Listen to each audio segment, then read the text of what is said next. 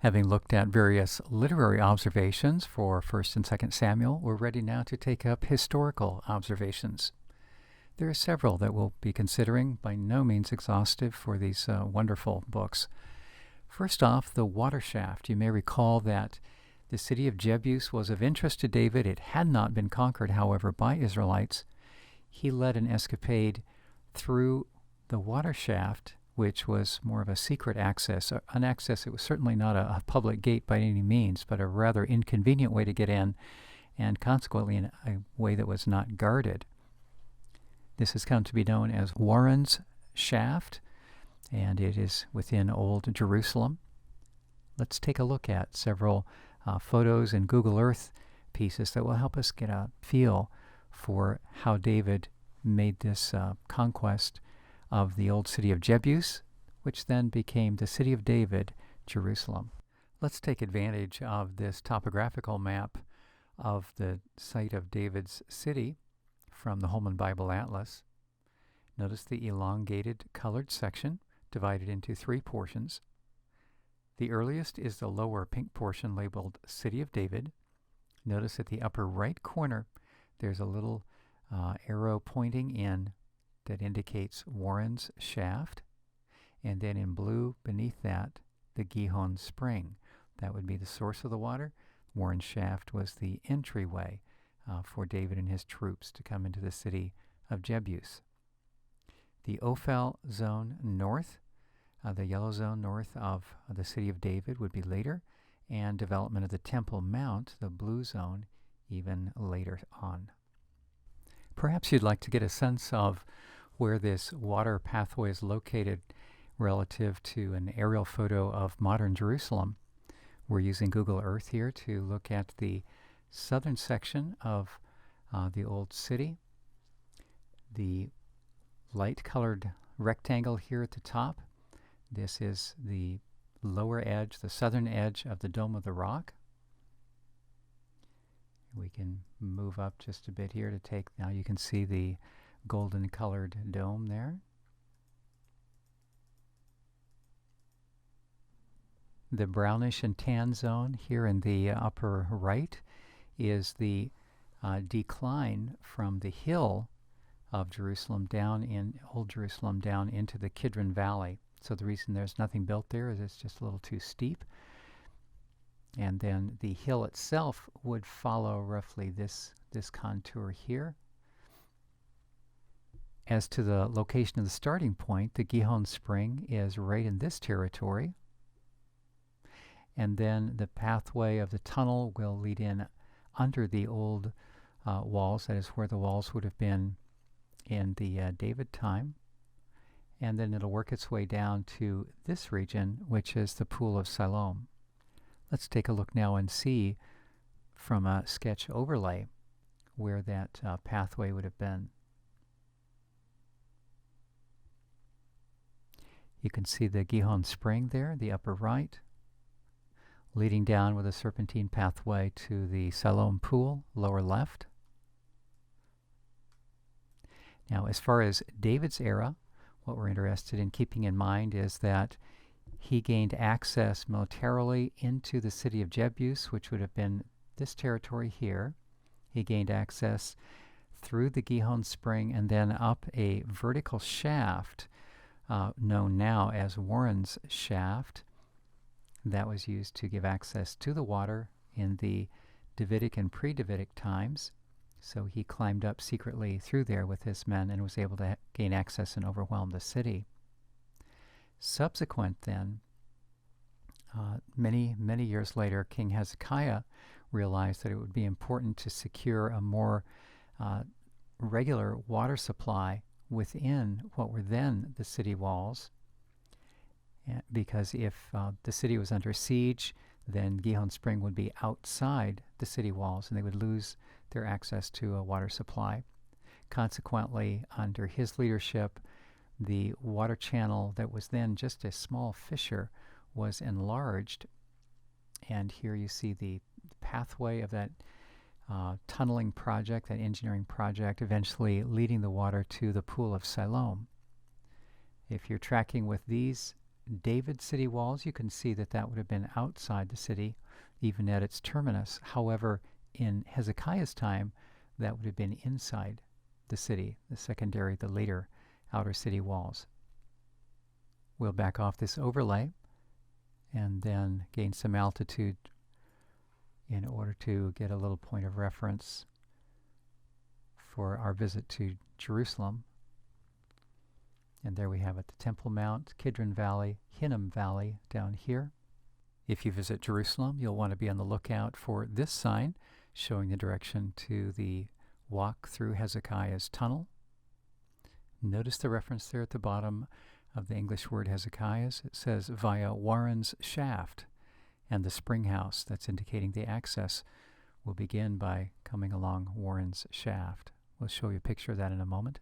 Here's another map indicating the pathway of this waterway. This one is tilted so that north is to the left. So here we have Temple Mount, and then south of that, the walls follow the upper edge of the contour. This would be the City of David walls. Gihon Spring is located right here, with the subterranean waterway coming along until it reaches the Pool of Siloam. And this would have been inside the city walls in the era of Hezekiah. Here are a couple of tour group acquaintances that walked with me through Hezekiah's tunnel some years back. This is the access. You can see if you're just walking into the side of a retaining wall. And then the tunnel begins first leading you to Warren's Shaft. This is what it looks like looking down Warren's Shaft.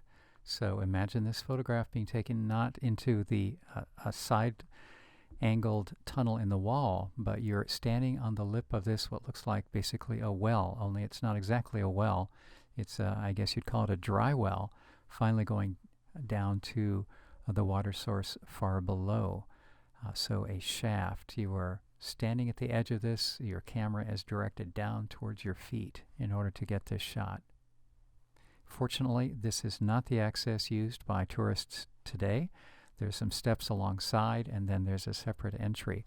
But this would be the most accurate or precise archaeological point for our study here in 1 Samuel as far as the access of David. Just picture some Judean warriors coming up this channel, perhaps in the dark, coming up and then surprising the inhabitants of Jebus. Now we're moving into towards the tunnel proper, and you can see this is hollowed out of solid stone. Here is Hezekiah's tunnel. So now we have left behind Warren's Shaft, and this is rather the enlargement that was achieved in the 8th century through the instruction, the edict of Hezekiah, king of southern Israel. Notice the clarity of the water. It was cool and extremely clear. Now you can get a sense of the height and also the width of it. The gentleman in front is standing right in the water. You want to take some water shoes with you if you go on this tour. The gentleman in the back is actually bracing his feet against some higher points in the wall. He is not standing on the ground level. Imagine using some kind of an older form of a pickaxe in order to chisel out this size of a tunnel. Two things you can notice from this close-up of the tunnel wall side. One is the fact that there are some eroded points. This suggests that it had been plastered at one time. That was typical for cisterns. They would apply some plaster so as to lose as little of the water through seepage into the natural soil. The other thing we notice are some horizontal lines.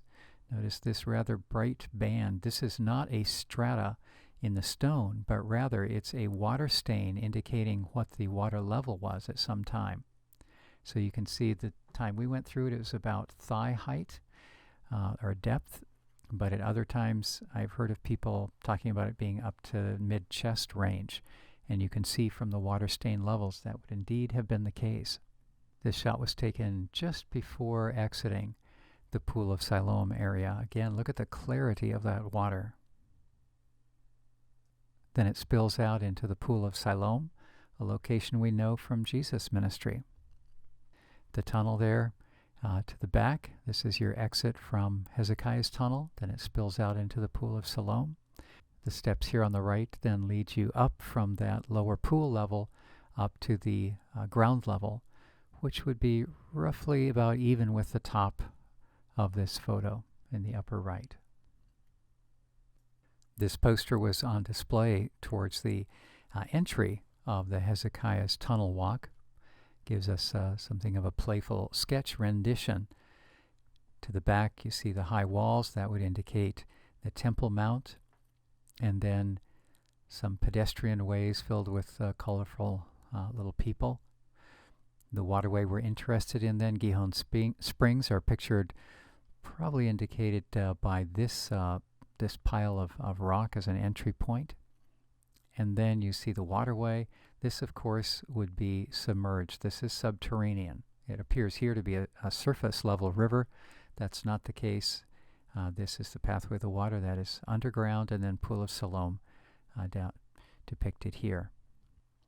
Once again from Google Earth then, the start here is Gihon Springs, and making its way underneath the ground to the Pool of Siloam here, with the Temple Mount north of us.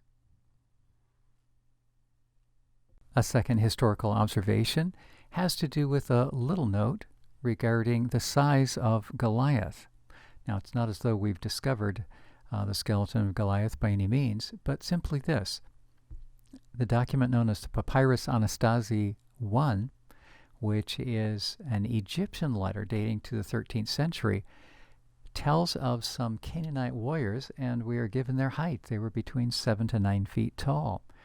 This corresponds roughly to what we're told concerning Goliath. So that's interesting. We have an extra-biblical account of some very tall people who were native Canaanite to that region. Incidentally, you'll see a resource credited here. It's the Bible Background Commentary by Walton, Matthews, and Chavalas. Walton, Matthews, and Chavalas. I highly recommend this.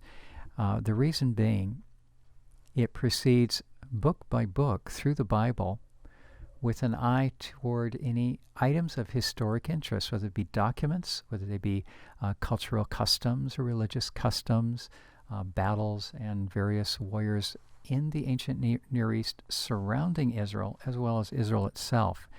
It's a very rapid access for some quick information that can enrich your study and enrich your teaching or preaching. Once again, Bible Background Commentary, and various of the insights that I'm sharing have come from there. The next point, we know that during a particular period of time, as David was fleeing from Saul, he found safe haven with Saul's enemies, and at times he pretended to be a mercenary for them. That is, the Philistines thought that he was killing Israelites, consequently making himself odious to Saul and so forth, and sealing his fate as an ally of the Philistines. We say he gave that impression because in reality he was making some forays out into some other territory in the south and wreaking havoc with enemies of Israel. Now, what we're interested in at this point is the observation that David was not unique in the sense of being an exiled person from his own community. He was Israelite, and he was running away from Israel because Saul was chasing him. And while in that exiled status, working as a mercenary, and a warrior ally in a sense, but not one with a whole nation behind him. He was fleeing from Saul. So that kind of arrangement we learn is well attested in the ancient world. That would not have been real unusual for the Philistines to encounter someone with military prowess who, under other circumstances, would have been their enemy, and indeed David had been at times.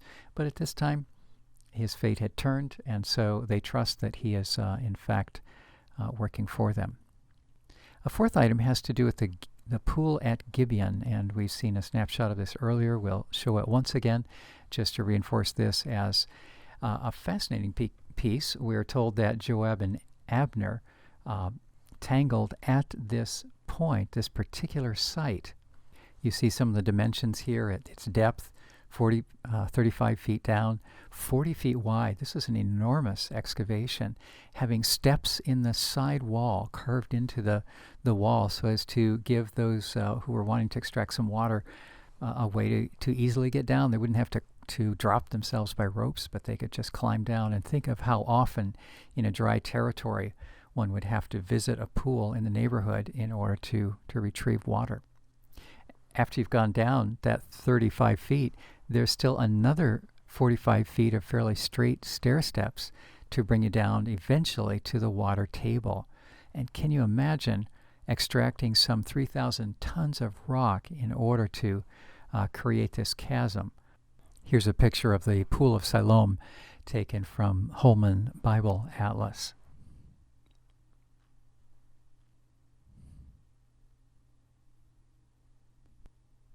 A fifth observation is of a literary sort. We can see that these accounts of Saul, David, Solomon, soon to come, these can be classed as succession narratives. That is, they tell the story of how one monarchy, one king, his rule gives way to the one who succeeds him. Sometimes it's with a change of family, from Saul from one family to David of a different family. Sometimes it's passing along within the same family. David the father to Solomon the son to Rehoboam the grandson, that fashion.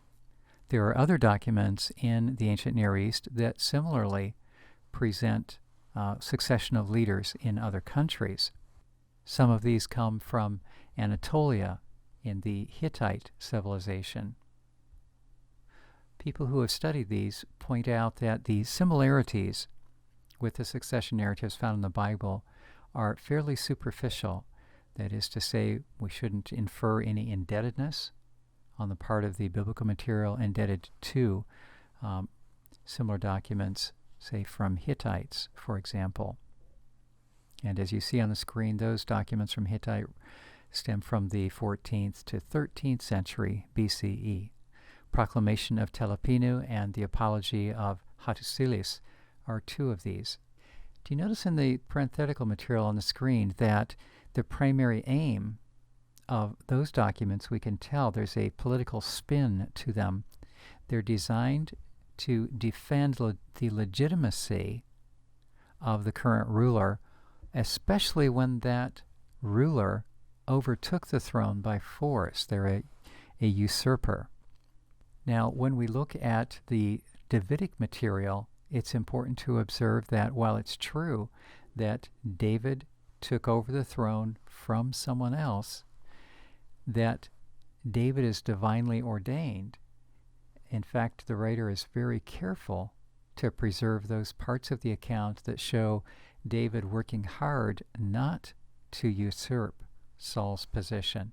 He had two opportunities where with really no hazard to himself, he could have killed Saul, and he refused to do so. And when Saul dies, he leads the people in mourning for the previous leader, even though that leader sought to kill him. So there's a different tone here, one that indicates David is trying to follow the script of a supernatural sort and walk a moral path as God leads him to be the next ruler over Israel. Point number 5, and please notice the citation on this. This comes from the volume called Ancient Israel's History by Arnold and Hess, particularly the essay entitled The Story of Samuel, Saul, and David by Daniel Bodie.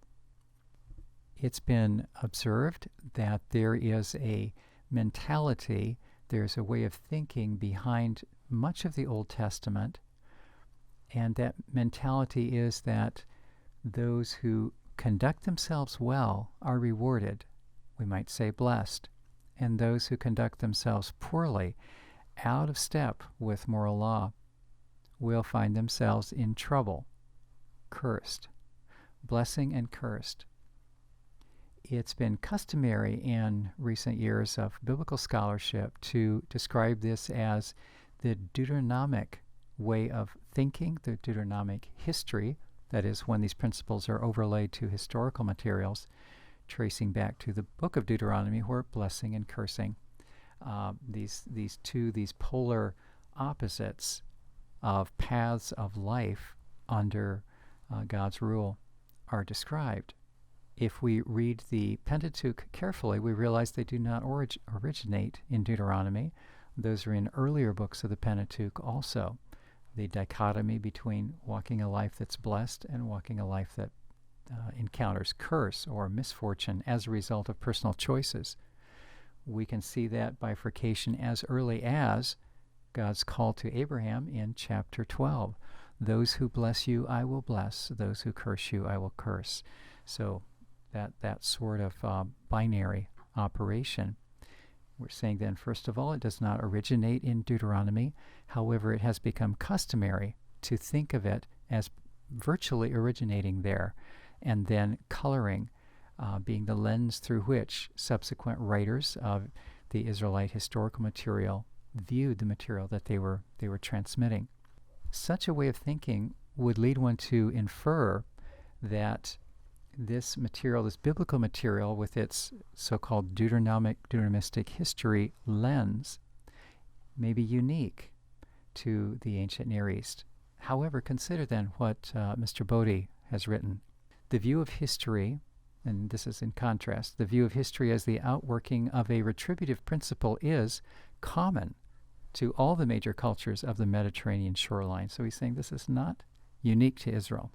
It could therefore be considered as a precursor of the theological historiographic genre. What's this?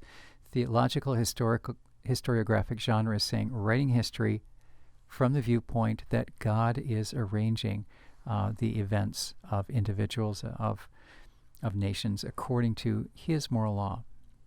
Continuing on then, reflecting an ideology that anticipates the one attributed to the redactor of the Deuteronomic history. So he's saying that it's not uncommon to encounter writers of extra-biblical history who, in essence, said to themselves, it looks like it's a good idea to live an upright life because then good things happen. That's retribution. Looks like it's a bad idea to live a life of wickedness because then bad things happen to you. Again, that's the flip side of the retributive principle. And that, for their way of thinking, would not have been the outgrowth of Deuteronomistic history because those people outside the biblical world, the Israelite environment, didn't have access to it. That was just something they understood rather intuitively from internal sense of moral compass. Going on with the quotation then, this hermeneutical principle is a common ancient Near Eastern way of interpreting history. It is one that the Hebrew tradition shares and adapts to its own use. So, a historic observation of a literary sort, helping us to reflect on the suggestions by much of current scholarship, which might lead us to infer that the retributive principle, seen as a subtitle or a subpoint under the larger Deuteronomic history lens, we might infer that that was unique to Israel. We find now, no, it's not really unique to Israel. You may be wondering, well, so what? One of the spillouts of this observation has to do with dating. If, for example, it's thought that the Deuteronomistic viewpoint, which can also be known as retributive, is the product of a late point in Israelite history that then was used to, in essence, rewrite or redact considerable earlier materials, so that those earlier materials telling the earlier story of Israel would present that story from a blessing, a curse, a retributive lens. If it's thought that that was the product of a late period of Israel, when we discover that other histories outside of Israel were already using that principle, it does not become so necessary to see that thread, that theme, that lens as being a late interpretation or interpolation laid over on fragments or memories or other things from the past, it's more possible to envision that viewpoint, the retributive lens as a way of telling history, could have been closer to the point of origin of the first remembering, the first relating, the first passing down of the accounts of Israelite history.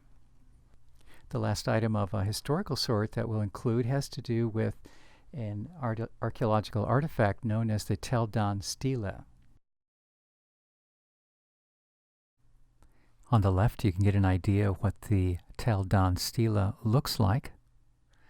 Its dimensions, about 32 centimeters high, 22 wide. Off to the right, you can see a little more clearly what is the paleographic look of it, the actual shape of the Paleo-Hebrew script.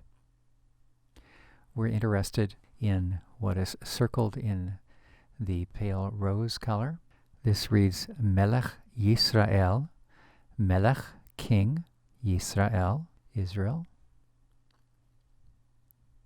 And then this is of even greater interest to us, Beit David. This here is Daud, or meaning David. Beit, house, like Bethlehem, house of bread. Beit David, house of David. So this constitutes the earliest extra-biblical record or reference to David, and it's written in a script of a Paleo-Hebrew or an Aramaic type. This discovery was made in the north of Israel at Tel Dan. This fragment was found in 1993. Here you can see a little more information about it along with a translation. So the language is Aramaic, and our best inference is that the person who set this up as a victory stela or memorial stela was Hazael, who was the ruler of Damascus. So we want to be very clear about this. It is not someone who belongs to the house of David who is recording their presence, but rather it's an enemy, and it indicates a victory over some rulers in the land of Israel at this time, coming out of Damascus and defeating Jehoram of Israel, that'd be northern Israel, and Ahaziah of Judah. Subsequent to its use as a memorial or a victory stela, it was broken, and when archaeologists found it, they found it among 8th century debris, 8th century BCE, dating to the conquest of Tiglath-Pileser III.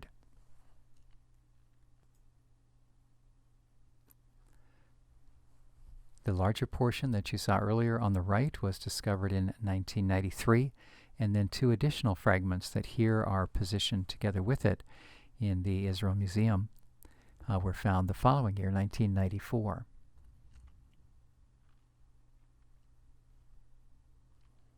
And here then is a summary of its contribution, a very, very stunning discovery, referring to the death of Jehoram, king of northern Israel, and of Ahaziah, king of the house of David, that is southern Israel, and it's that expression, house of David, that's especially